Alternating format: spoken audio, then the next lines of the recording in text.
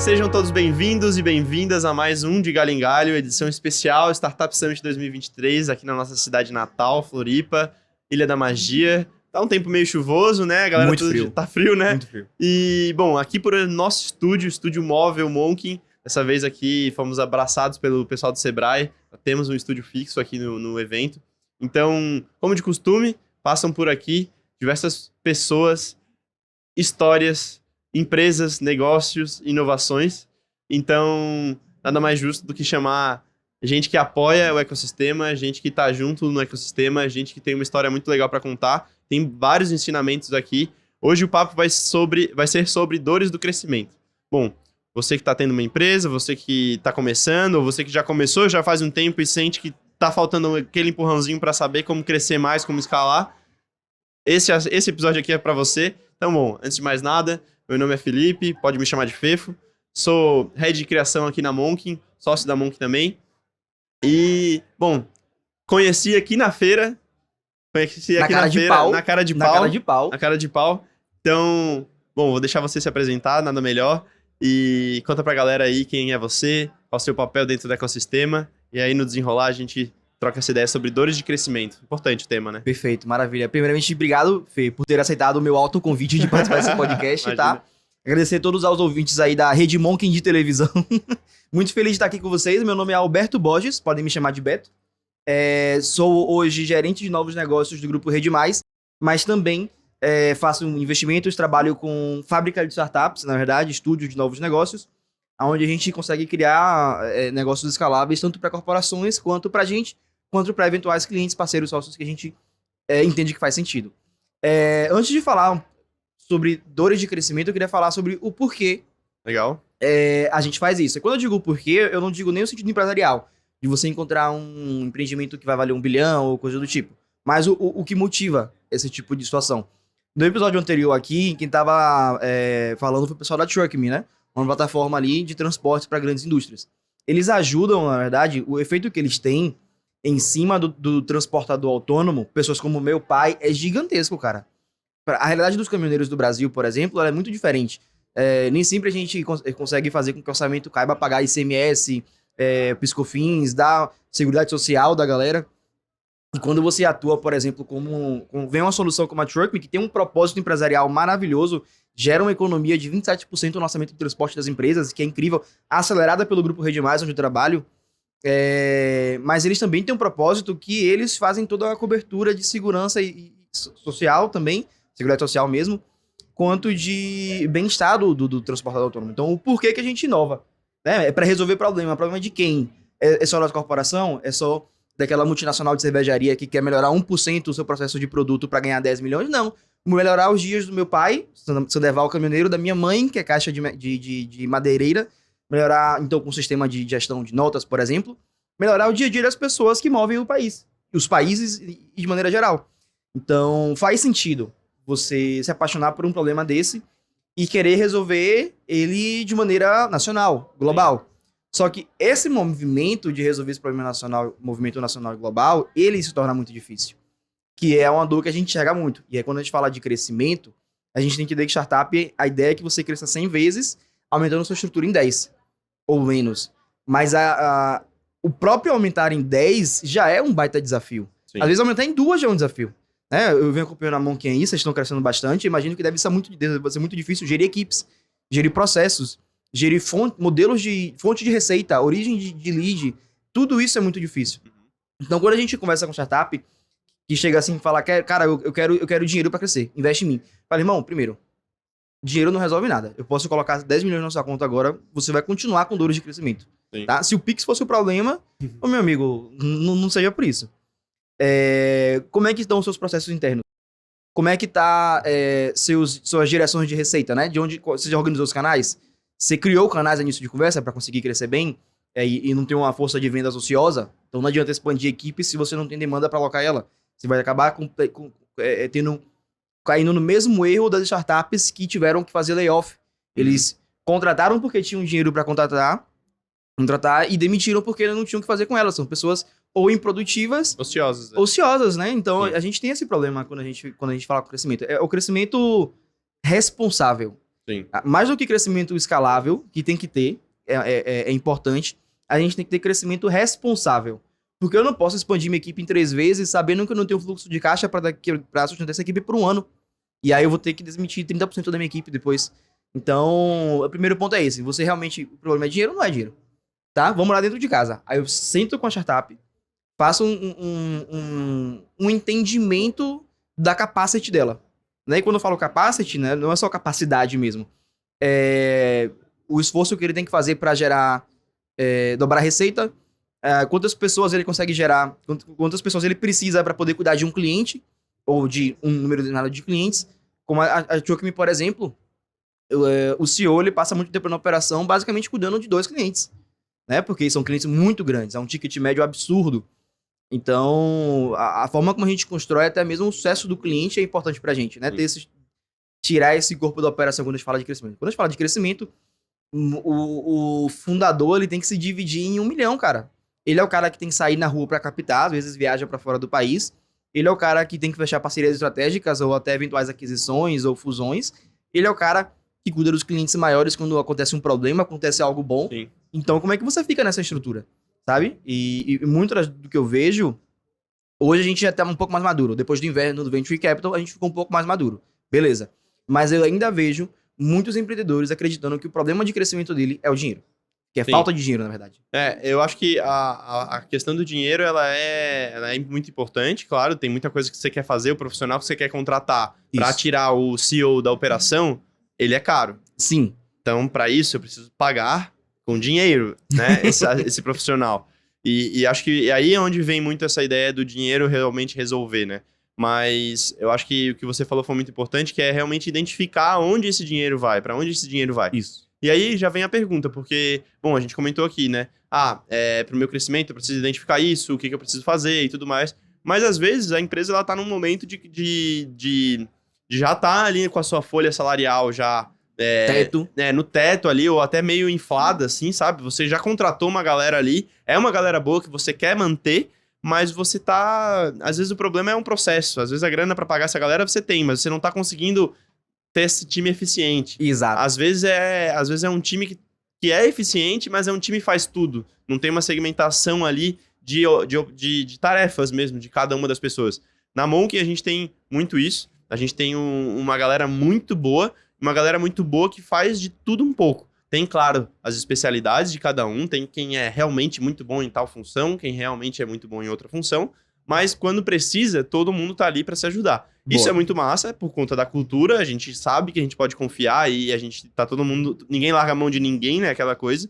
Mas em determinado momento também, a gente se vê muito por conta disso, barrado no crescimento. Porque, bom, hoje eu pago tanto pra uma pessoa, mas eu precisava dela full time em outra operação. Só que se eu tiver ela full time nessa outra operação, como é que eu vou ter essa ajuda extra que ela já me dá no dia a dia, quando aquela outra função precisa de um help, sabe? Então tem pessoas com multifunções, e eu acho que isso para uma empresa que está crescendo acaba rolando muito, porque, bom, beleza, eu tô crescendo. Amanhã entrou uma empresa nova, grande, que eu preciso mandar bem, eu quero junto comigo, e aí, como que eu contrato para amanhã uma pessoa boa? Porque, olha, eu acabei de sair de um processo seletivo que durou uns 2 meses. Também tô em um agora. E olha, é difícil achar gente boa, velho, difícil, no mercado. Não gente boa, mas gente que se encaixa com o seu modelo de negócio, com a sua cultura, com a sua empresa, com as funções que você quer que ela desempenhe. Então é muito difícil achar gente que se encaixa. E aí nessa busca nessa demora muitas vezes de 1 mês, 2 meses, quase 3 meses, como foi o caso do nosso processo seletivo de agora, para encaixar uma pessoa nova no time. Uma pessoa nova. Que vai resolver um caminhão de coisas assim, beleza, mas ainda assim é uma pessoa. Ideal se fossem 3, né? Mas uma pessoa nova. Muita gente que já estava ali na operação teve que assumir outras funções. E aí, para largar esse osso depois que essa pessoa entrar, enfim. Então, essa é a principal dor do crescimento que eu tenho e já conversei com bastante gente. É uma dor de crescimento bem comum, assim, de você ter um time bom, mas um time pequeno. E a partir do momento que você, beleza, tá fazendo seu trabalho com excelência, começa a fechar novos negócios, essa corrida por aumentar time, porque no meu caso meu negócio não é tão escalável assim, não é um software que eu consigo contratar um dev a mais ali, ele faz um novo tipo de janela ali para mim, uma outra aba na plataforma e eu rodo um novo negócio ali dentro. eu preciso de mais gente mesmo, mão na massa. Bem mais ali, criativa, né? Exato. Então, essa é uma dor de crescimento muito, muito forte que a gente está passando agora. Eu queria entender um pouco da sua visão, assim, como que a gente consegue resolver, até já usando um pouco uma consultoria quase aqui, te vendo como um cara que tem experiência nisso, uma dor de crescimento de time, assim, né? Quais são os canais que a gente consegue, por exemplo, encontrar bons profissionais? Como que você sugere para as pessoas de encontrar essa galera ou organizar essas demandas dentro de casa? Boa. Cara, a gente tem serviços muito similares, né? Entre a Rede Mais e a Monkin. Então eu imagino que a complexidade de execução ela seja muito parecida. A gente, vocês são muito mais criativos, produtivos, a gente é executivo tanto na proposta, né, de execução de projetos empresariais, quanto no perfil do profissional, né? Sim. Geralmente ou executivo de inovação, ou de novos negócios, ou de consultor mais nível pleno para sênior para entregar para um grande cliente, por exemplo. Uhum. O que eu faço hoje na minha operação, né? Vou tentar trazer um pouco de storytelling aqui. Quando eu comecei, eu era líder de aceleração. Então, meu trabalho era só executar o crescimento das startups no portfólio. Era abrir porta para eles, cuidar das acelerações deles. E a partir do momento que eu comecei a prospectar também, a fechar, eu já falei, eu tô cuidando de todo o funil de vendas e da operação. Eu tô fazendo praticamente 2 tarefas aqui. Como é que fica? E durante muito tempo eu fiquei sem equipe. E eu comecei a entregar menos nos dois, porque eu tava muito diluído. Sim. E não tinha pra ninguém pra distribuir, porque essa unidade de negócio que eu tava criando do zero era a minha responsabilidade. Eu era o líder de aceleração. Então a unidade de negócio de aceleração era a minha responsabilidade. Eu não podia delegar ou redistribuir entre a equipe. Foi muito difícil. Então, o que foi que a gente alterou de estrutura para conseguir dar certo, tá? A gente utiliza na nossa aceleração hoje um mentor líder, tá? A gente tem uma pessoa, uma mulher que é dedicado especificamente para a aceleração daquela startup. Ela vai gerenciar todo o processo e ela tem acesso a quase 200 especialistas que vão mentorar, assessorar, fazer consultorias para um negócio, mas a primeira linha de defesa é como se fosse um gestor de contas, sabe? Um mentor líder, uma pessoa do segmento daquele negócio, com histórico naquele negócio. Eu vou dar um exemplo para vocês.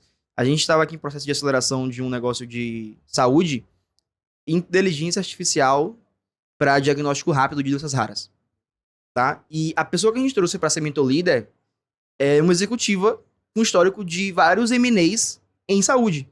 Legal. Ela integrou várias empresas de saúde, ela entende as dores do mercado, do corporate de saúde, das tecnologias de saúde. Então, a gente trouxe alguém para gerir aquela conta, um ativo nosso. Praticamente ela faria isso, só faria isso. E eu repliquei isso na minha estrutura. A partir do momento que eu fiz isso, eu parei de responder 100 demandas das startups para responder 10 demandas dos meus mentores líderes. Direto e aí era dos muito mentores. mais fácil. Sim.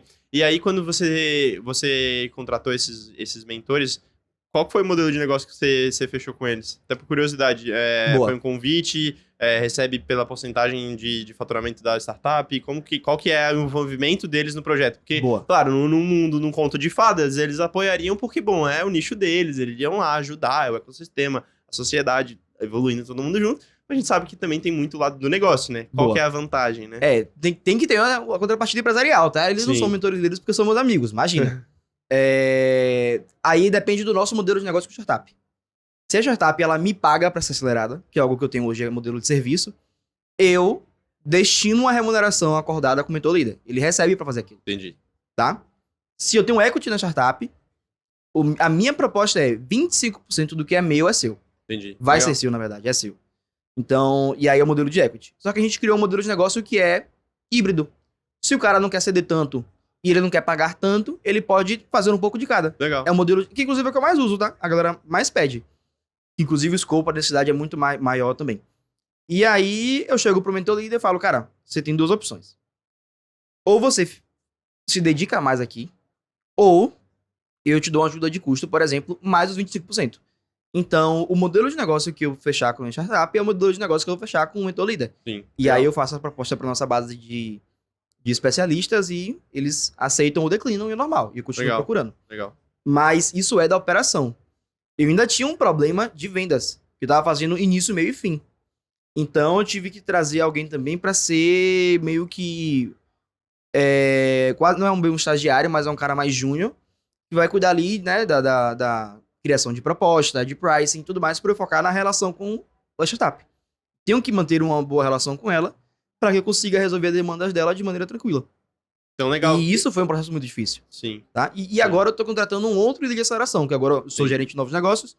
Encontrar uma pessoa que continue o trabalho que a gente começou é muito difícil, porque eu tô procurando um perfil igual ao meu, e eu sei que eu tô errado nisso. Por isso que foi muito difícil também. Legal. Eu acho que é uma grande dica que você deu aqui pra mim e pra quem tá em casa também nos escutando, é isso, né? Você, às vezes, não precisa encontrar o profissional perfeito pra estar dentro do seu time, você tá lá na folha salarial, né? Ser o seu funcionário, né? Fazer parte do seu time. Você pode convidar alguém, algum especialista do mercado, pra estar junto no projeto e aí bolar um modelo de negócio que pra ele vai fazer sentido. Exato. É um side job ali, que ele não vai precisar ficar 8 horas por dia em cima, mas vai trazer um nível de expertise pro projeto que é muito legal. E se você abre o jogo, né, com o seu cliente, que no seu caso é startup, mas meus clientes, por exemplo, são marcas, você abre o jogo, olha, vou trazer um especialista aqui pra estar junto, a gente não domina tanto assim esse tema, mas vamos trazer esse especialista aqui, a gente, né, vai atrás, faz a curadoria, a gente traz o cara, vai custar mais tanto, enfim, acho que aí é um modelo de negócio que precisa ser acertado com o cliente, com o startup, e você foge daquilo de você também ter que estar com uma folha de pagamento Fixa, altíssima pesada. e altíssima. É sanfona e é variável. Perfeito, é variável. Acabou o projeto, morreu o vínculo ali, né? Isso. Pelo menos um vínculo empregatício, morreu. Então, Exato. muito legal, é uma boa dica isso, porque de fato você acaba... E se você tem uma cultura forte, se você tem uma forma de trabalhar legal, tudo mais, é capaz, muitas vezes, desse mentor que você não podia pagar para ser seu funcionário, ele vire realmente um advogado da sua marca, né? Ele vai Total. querer estar mais presente nos outros projetos e acaba virando aí uma parceria onde você pode até ter uma flexibilidade maior no modelo de negócio, né? Não, total. Essa executiva, a Monique, muito obrigado por cuidar da gente, tá? Essa executiva, ela hoje já cuida de 2 negócios nossos. Legal, então. E começou com um, né? Começou com um. Na verdade, começou como especialista. Ela começou mentorando startups em nosso programa de aceleração. Coisa de 1 horinha, 2 horinhas, se tornou hoje... Acho que os nossos principais ativos estão na mão dela, tá? Beleza. A gente falou muito agora aqui da dor do crescimento pessoas, né? Como achar profissionais e tal. Outra dor do crescimento... 2? Tá. Outra dor do crescimento que a gente enxerga muito tem a ver com onde estão as oportunidades, né? Beleza, às vezes, para uma economia criativa, que eu já estudei bastante, é legal você estar onde a economia criativa também é forte. Então, assim, por exemplo, todo mundo tem muito... O próprio Nordeste tem muito uma economia criativa, né? A gente tava Salvador falando é a agora há pouco capital aqui. global da economia criativa. Exato. Da criatividade, na verdade.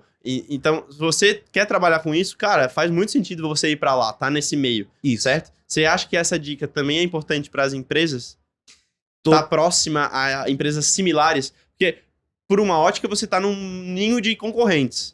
E por uma outra você tá num ambiente que só se fala daquilo e você pode absorver. Qual que é a sua ótica para crescimento? É ser melhor você tá num lugar onde você é o único que faz aquilo ou num lugar onde você tem mais concorrentes e, enfim?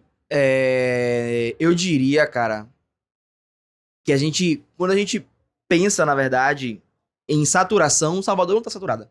Hoje eu acredito que São Paulo tenha muito mais saturação de players de economia criativa do que Salvador. O que Salvador tem é um potencial inexplorado das marcas e dos apoiadores dessas marcas de estarem presentes. Hoje Pode citar o nome de empresa? Claro. Tá. Hoje o Nubank tem um lab em Salvador. O iFood, desculpa, a Netflix tem uma casa em Salvador. Então, negócios que eles precisam estar perto do consumidor, que dependem do consumidor, né, que são negócios B2C de alto volume, se ele não tá onde o cliente tá, irmão, quem vai estar é o concorrente, entendeu? Sim. É um dos motivos do investir da minha Bye Bye tá em todos os momentos de consumo do cara. A gente tem mercado em condomínio, a gente tem autônomo, né? Modelo de restaurante, padaria e mercado de rua. A gente vai lançar agora sorveteria autônoma e farmácia autônoma. Eu não quero estar só no condomínio do cara e só no mercado dele. Eu quero estar em todos os momentos de consumo dele. Então, se a economia criativa não entende que a gente tem que estar em todos os momentos, às vezes, tanto ósseos quanto de produção do consumidor e de diversão e entretenimento do consumidor, ele vai acabar perdendo competitividade no mercado. Né? Eu, por exemplo, hoje eu não conheço ninguém equivalente a Monkin no mercado soteropolitano. Que inclusive aqui registrado o convite para vocês botarem um pezinho lá com a ajuda da Rede Mais, tá? Mas realmente, se você não se representa de verdade, o consumidor não compra. Sim. Se você fala, eu apoio a cultura baiana, e você sequer tem um gestor de conta para suas marcas baianas no seu portfólio que fique na Bahia, meu amigo, fica difícil, entendeu? Defender. Sim, sim, sim. Então esteja próximo, né? Vá até o seu cliente. O mais próximo possível, o mais conveniente possível. Cara, entregando legal. valor para ele. Esse aqui foi só um gostinho de quanto o papo aqui, o Alberto, tem pra ensinar, quanta experiência ele tem. Eu quis trazer ele aqui para o nosso papo porque, bom, a Monkin passa muito esse momento de crescimento. Vocês que acompanham a Monkin sabem que a gente saiu de Floripa, tá em São Paulo já agora há 2 anos, estamos com o estúdio no Cubo já fazem 4, 5 meses. A gente tá vendo esse crescimento, então a gente tem muita dor do crescimento. O papo vai rolar depois daqui, ali na rua, tem muito mais dúvida. Isso a gente aí. tá com a agenda cheia aqui no Startup Summit, graças a Deus, muito conteúdo rolando por aqui. Então, bora continuar nosso papo por ali. Agora, amigo. É isso. Obrigado, viu? Obrigado pelo aceitar o convite. Cara, você se convidou, como você falou, brincando no começo, mas foi ótimo esse papo aqui. Fico feliz, muito legal a feliz. nossa conexão. Espero que o pessoal de casa também tenha ficado com mais dúvidas. Que aí você pode mandar aqui no comentário, pode entrar em contato com o Alberto, pode entrar em contato com a Monk pra gente conectar isso. E pra gente vai ser sempre um prazer ajudar novas empresas a crescerem, empresas que estão já crescendo a enxergarem um crescimento mais saudável, muitas vezes mais organizado. Então a Monk tá nesse processo, tudo que a gente aprender a gente compartilha com vocês. E o Alberto tá aqui também como um grande especialista nisso. E obrigado mais uma vez, tá? Valeu. Obrigado. Pessoal, muito obrigado pela atenção e tempo de vocês. A gente tá aqui para apoiar qualquer momento da vida de vocês, né? Eu quero apoiar a Monkin, quero apoiar o ecossistema e fomentar a inovação no Brasil. É o nosso principal papel. E fico muito feliz de poder estar contribuindo com esses momentos e qualquer outro convite no futuro fica à disposição, amigo. Show de Muito bola. obrigado. Valeu, galera. Até Valeu, mais. gente. Se cuidem, viu? Tchau, tchau.